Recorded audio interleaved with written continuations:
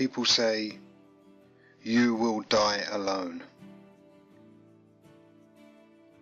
Why is that statement used to instill fear or worry? Surely, among a man's greatest achievements is to be content with solitude. People speak of solitude as if it's a sad state to be in. I don't understand why their fear of being alone causes them to be uncomfortable with others who have no problem with seclusion. If you consider a remote wilderness, an isolated mountain, or a desolate shore, these aren't sad images. These are the places people are drawn to find peace and tranquility. Undisturbed landscapes, away from the stress and worry of the rat race.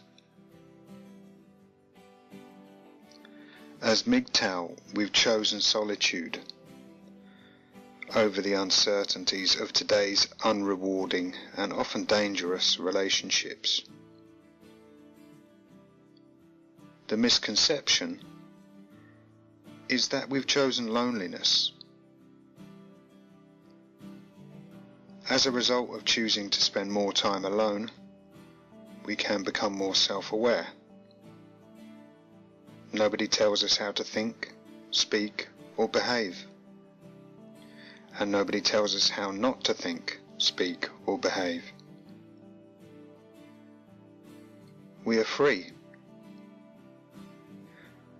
And as Arthur Schopenhauer said, a man can be himself only so long as he is alone. And if he does not love solitude, he will not love freedom. For it's only when he is alone that he is really free. Loneliness is a state of isolation imposed on a person by the rejection of people in the world outside. The lonely man appears to have something missing from his life. But solitude is a self-imposed state, allowing us to reflect inwards. Without time taken for introspection, a man is unable to observe his own mental and emotional state. Maybe this is what we mean when we say that someone is losing their mind. They feel the need to get away. Being able to enjoy your own company is a positive attribute and a great strength. There's no need to seek recognition or validation for achievements, and sharing experiences isn't always necessary. A solitary pursuit can be a test of yourself and a chance to get to know who you really are and what you're capable of. People forget that some of the loneliest people are surrounded by others, but they are still alone. Surely they should first learn to enjoy their own company, so that they can experience life and feel a sense of achievement, fulfillment, or happiness without depending on other people. Your best friend should be yourself. If you can't be happy in your own company, then there must be a degree of self-loathing. Solitude is a chance to heal and restore our minds. Loneliness is damaging and detrimental. Contemplation requires peace and time, so that we can cultivate a deeper understanding of the world around us. maybe that's why people try to make us worry about being alone. The only time a man can be himself is when he's alone. People are social animals by nature and can't completely isolate themselves from human interaction. That line of thinking would just be a defense mechanism.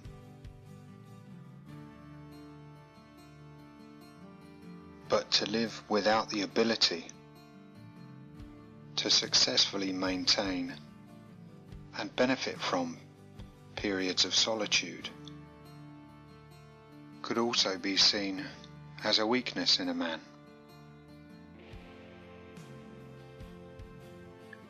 If we look at the most extreme example of isolation, which is probably punishment in the form of prolonged solitary confinement, it's clearly damaging to a man to be denied all forms of social interaction.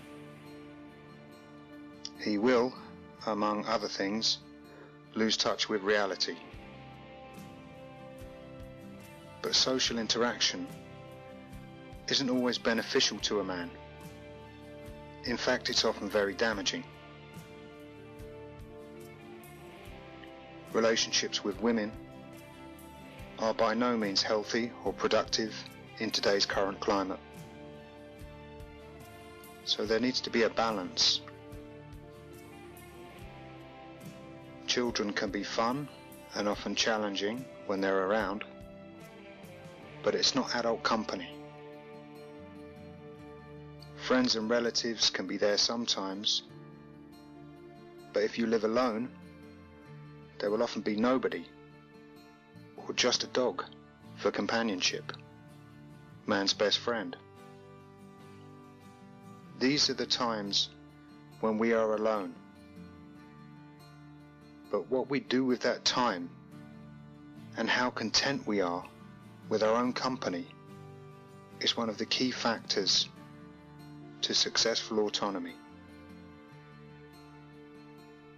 Being emotionally dependent on others could mean that when you need to be independent, you will fail.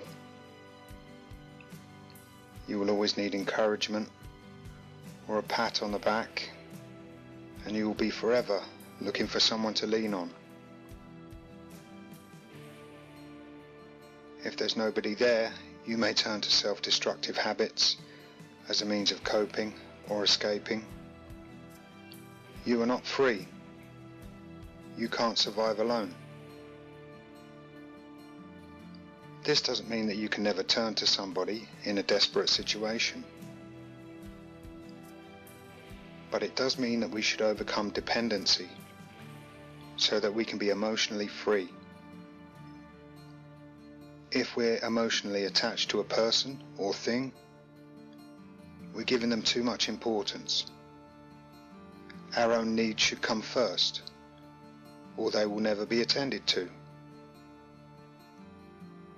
If you believe that someone or something will make you happy,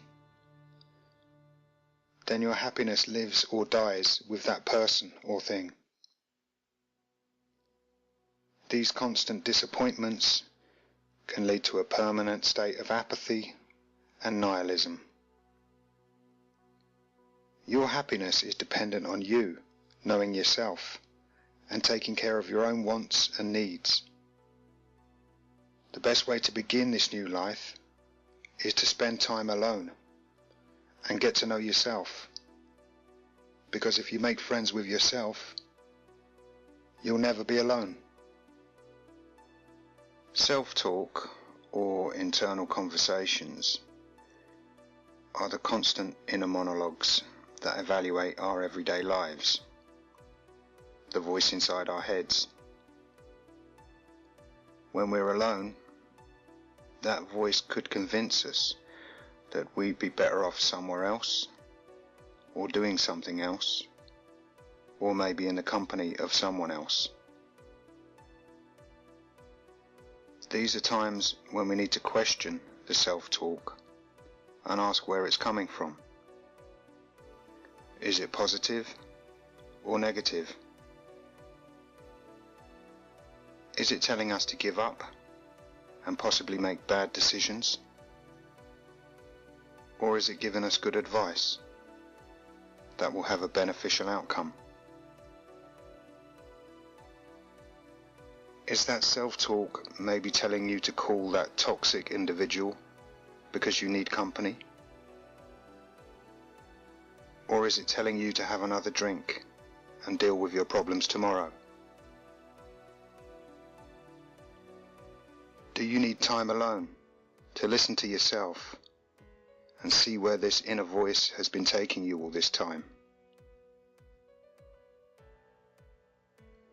People talk about journeys of self-discovery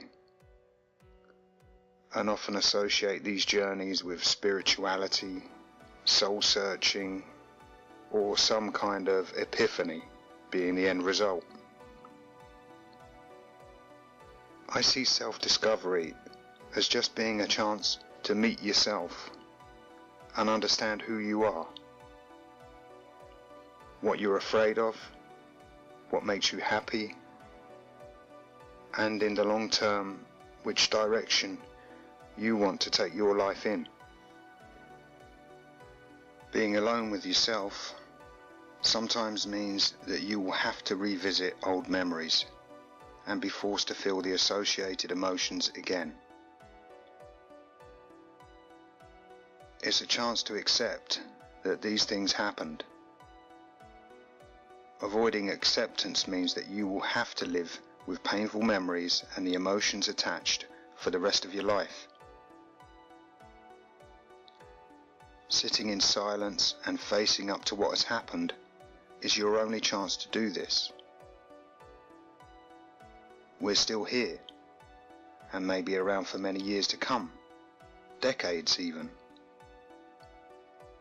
The painful lessons in life made us who we are. They didn't break us. We're still here, stronger and more aware.